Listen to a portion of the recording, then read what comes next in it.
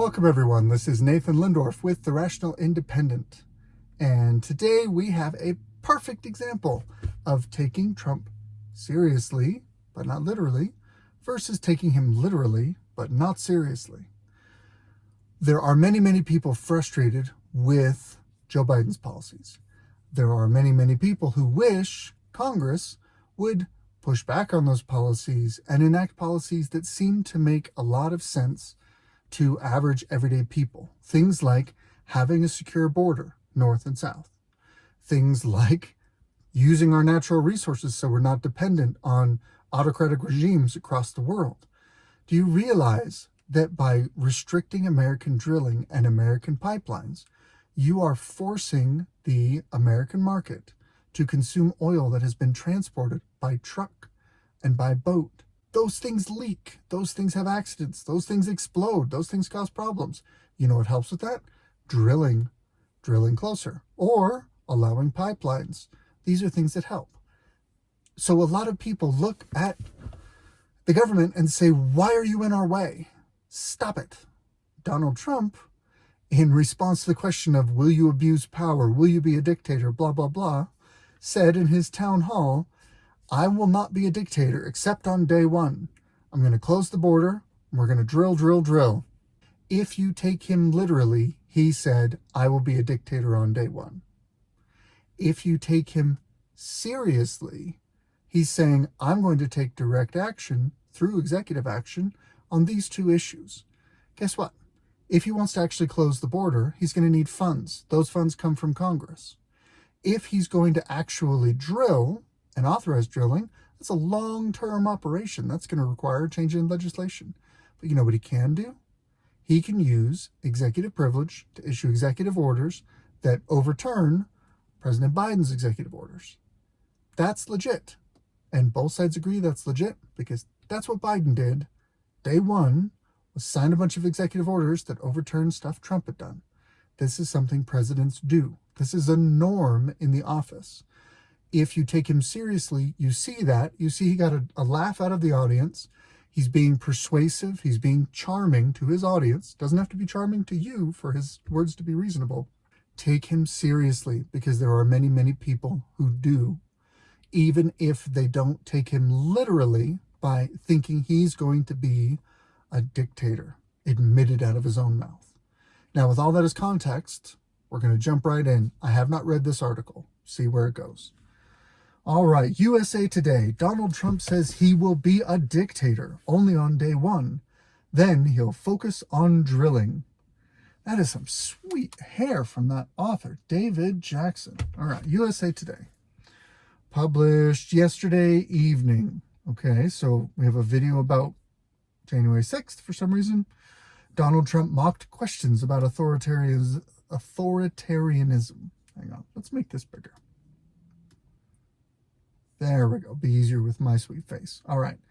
Mocked questions about authoritarianism on Tuesday, saying he would be a dictator only on day one, and then he's going to close the border and get to drilling.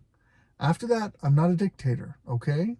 The Republican presidential frontrunner told Sean Hannity. Trump declined to discuss his pledges of retribution against political opponents, including threats to investigate President Joe Biden and others who have criticized him. Biden and other opponents, including some Republicans, described Trump as a grave threat to democracy, and this will likely be a huge issue in 2024. So that's a fairly accurate recap of the conversation we talked about a moment ago with Sean Hannity at a town hall amongst a friendly crowd. Okay, this is his counter-programming to the debate he chose not to participate in. He declined to discuss his pledges of retribution. Okay, whatever. I mean, it's his town hall. He can choose what he wants to say or not.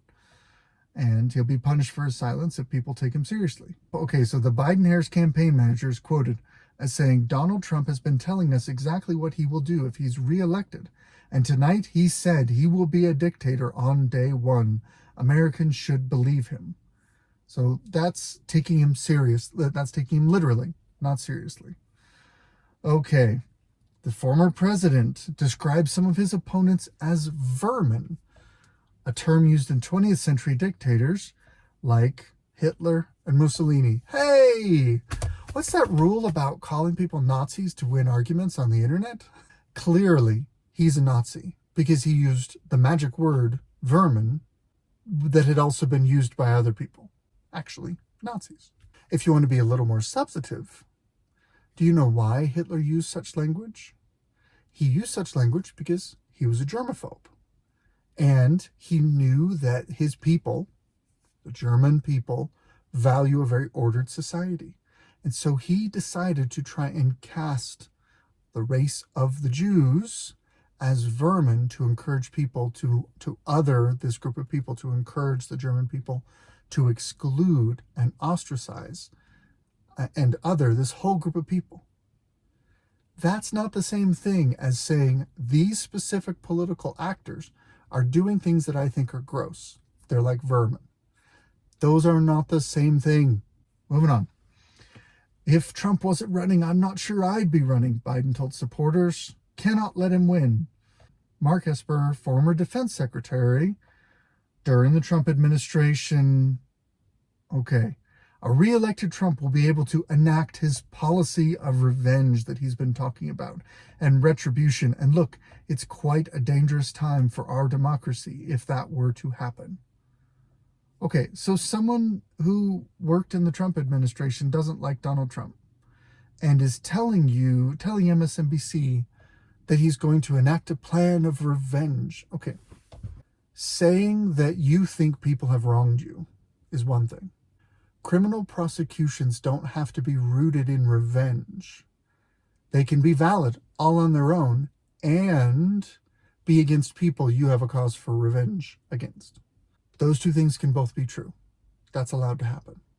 This is the narrative drumbeat. This is the tack that they're taking. Be afraid of Dictator Trump, who's going to take revenge on his list of enemies. If you believe it, I've got a bridge I could sell you.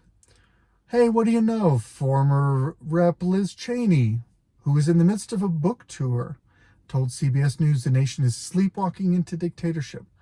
Liz Cheney, who gave credibility to Donald Trump's impeachments. He's had indictments and impeachments. He's covered all of his bases. She is selling a book. The book is critical of Trump. Shockingly, she wants to get quoted saying things critical of Trump so she can sell her book. She's in a book tour. Claim that Biden's supporters are behind the 4 criminal trials that are pending against him. I mean, he's not wrong. Trump also mocked Biden's age, said the president might not be the nominee. Personally, I don't think he makes it. Biden is really old. Statistically, he's past, well, they're all old, but his health is a challenge. Fox News billed the event as a town hall, but no one from the Trump-friendly audience got to ask a question. Okay? The former president has been indicted in 2 cases involving efforts to overturn the 2020 election. The other 2 trials deal with improper hush money payments and the mishandling of classified documents. Trump traveled to Iowa for a Fox News appearance, citing his big lead in polls. Trump has skipped all the GOP debates. Okay, so why is this article important? This article is important because maybe a week ago, we suddenly see a coordinated call across multiple outlets, identifying, using key phrases, a set of ideas, a way of attacking Donald Trump. One of the ideas is our democracy is under attack. Another one is that Donald Trump is going to be a dictator, that he wants to be a dictator. Another one is that with democracy under attack, this could be the last vote you ever cast because Donald Trump is going to take away your voting rights and be a dictator. And lastly, that as a dictator, he will violate the rule of law and use the Justice Department to persecute his political enemies and enact a program of revenge. In other words, they are casting a vision, a fearful vision of the future if Donald Trump is on the ballot and wins. Donald Trump is no saint, but the only way to keep him off the ballot is to proactively violate the same norms you're worried about what he's violating. In other words, this, to me, is an example of projection. This looks like the Democratic media establishment going, if we were Trump, this is what we would do. Therefore, that's what we see him planning to do. Therefore, watch out. That's what he's going to do. In reality, I could point out many cases where President Biden has violated the rule of law, where he's issued executive orders that have broad, sweeping, anti-constitutional impacts. Toss out one, just for example. Student loan forgiveness. All right? The Supreme Court ruled it unconstitutional, and he said, we're going to push it through anyway because it'll be a little while before the court can get around to squashing it again. In other words, he had a finding from the judiciary that what he was doing was unconstitutional, and he went ahead and pushed it anyway. That's an example of someone trying to be a dictator. Nobody talks about that in the leftist media. They point to Trump and his theoretical dictatorship. Anyway, I'm rambling a bit. It's been a long travel day. Got a bit of a headache, but, that's the nature of air travel. This is Nathan Lindorf with The Rational Independent. This has been my Reddit rant for today. Good luck out there.